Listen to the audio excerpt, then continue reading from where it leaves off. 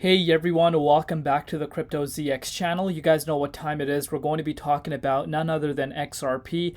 I appreciate each and every one of you guys for showing so much support on these updates. Continue supporting and you will see the continuation of these updates that I bring you guys. But anyhow, looking at the markets going into Thursday morning, you're seeing quite a bit of green across the board. And speaking about green across the board, we're coming out of, quite a significant red over the course of the last 24 to 48 hours. But, starting to see a little bit of a relief within the altcoins. And again, that is really, really nice to see, of course. But let's take a closer look at XRP right now, see what is happening, and of course, what is yet to come. Before I do that, as always, just a quick disclaimer.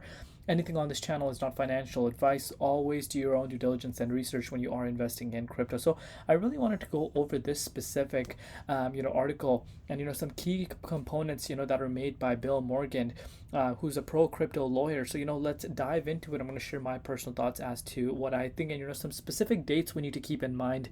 So if you are an XRP holder, you do want to watch this video till the absolute end. So Judge Annalisa Torres issued the final judgment. Of course, we know about this on August the 7th, giving both parties a 60-day window to appeal. On Wednesday, pro-crypto lawyer Bill Morgan considered the likelihood of an SEC appeal, stating, "I'm increasingly less confident that the SEC will appeal the Ripple summary judgment decision if merely legal consideration are influencing the decision whether to appeal." And, speaking about this specific 60-day window, so, it's pretty much for both parties to, appeal. But, from XRP's standpoint, and again, I am not too, I'm not 100% certain, of course, we're speculating, but based on, the large amounts of XRP that was being moved by Ripple themselves, which kind of coincides with the amount that they owe, which is 125 million. So, could that be the case that, from Ripple's point of view, that, they're not going to appeal for sure? And again, you guys are probably going to be thinking, what kind of appeal could Ripple even make? Maybe the appeal could be, hey, you know what, we want the fines to be much lower than 125 million. But, due to those funds being moved, those are some conversations that we could be having. Maybe like, from the Ripple standpoint, they are kind of clear from the appeal and they're not going to appeal. But as of now, the SEC can still come out and appeal right now. And speaking about the SEC, let's take a look into this. Morgan referred to the court ruling in the SEC against Kraken case where Judge Orrick denied Kraken's motion to dismiss, saying, "I pointed out in a post yesterday that Judge Orrick in the Kraken case preferred the approach of Judge Jackson in the Binance case, and Judge Torres in the Ripple case that distinguishes between primary and second market transactions, rather than Judge Rakoff in the Terraform case, in which no distinction was made." At the end, Morgan concluded, "What is important to me is that there is no obvious legal error, and the SEC can easily distinguish the Ripple case because it is narrowly confined to its own facts. Why appeal at all? Unless, of course, there are non-legal consideration influencing the decision to appeal."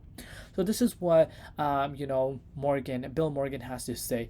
So one thing I want you guys to keep in mind, so one thing I clearly said is, the Ripple standpoint. Of course, the Ripple standpoint is, I personally think, due to that large amounts being moved, a lot of conversation taking place within the Ripple community specifically, and even the crypto community, that, those funds that are being moved are actually indeed for, the lawsuit, how much they owe to SEC. And again, obviously not confirmed. And, we also got to look at it from that standpoint that, that could be market sold on the market and liquidated to obviously pay that. And, speaking about liquidation, of course, that can impact the price of XRP. But I indicated in my specific analysis, which was just before this update, that, hey, what I could also see happening is maybe, Ripple sold this OTC over the counter to a different entity, a different whale, different company, pretty much for a cheaper price, maybe like $2-3 million cheaper compared to what they would get based off of getting at this prices. And again, that is how the OTC market usually does tend to work. And sometimes, private deals happen like that too. So again, that's just speculation at the end of the day. Do let me know your personal thoughts down regarding this. But, the date that you guys want to keep in mind right now is, of course, one specific date. So you guys can see August 7th, giving both parties a 60-day window to appeal. So what's 60 days from August 7th? 7th. Now that's of course, some questions that we could be having. And that is also, a really good thing to be thinking about, thinking outside the box, thinking, ahead. So, 60 days from August 7th is, where is it? Oopsies. October 6th. So 60 days from, August 7th is October 6th. So pretty much Ripple. And again, if you're a XRP holder, you do want to obviously know this.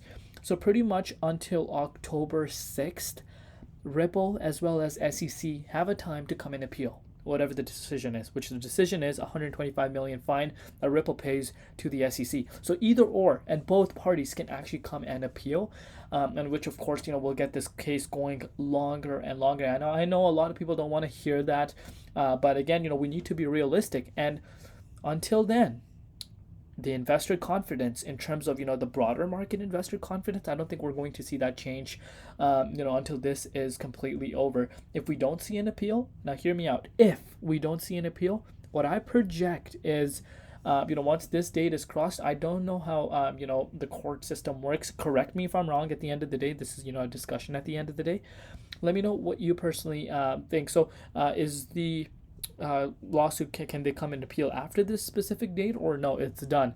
Because if it is done for good, October 6th could be actually a bullish day for the price of XRP, the native token itself, in my opinion, because of course, clarity, so much clarity for this case itself. And speaking about this case, a long awaited case, that a lot of people are waiting for, and of course that could bring in a lot of excitement organically, and the timing is perfect, leading up to the election itself. Maybe in October we do see an upside for the crypto markets. A lot of people are expecting that October leading to the election itself, market will go in an upward trajectory. And then after the election, depending on how it goes, I still do believe, even if the party that people are thinking is pro crypto, even if they were to win, I still do think an initial sell the news event could take place. But broader market, I think will actually pick up traction, depending on who wins. Of course, if the party that's pro crypto, if they win, I think obviously the price of Bitcoin is also going to react to that. But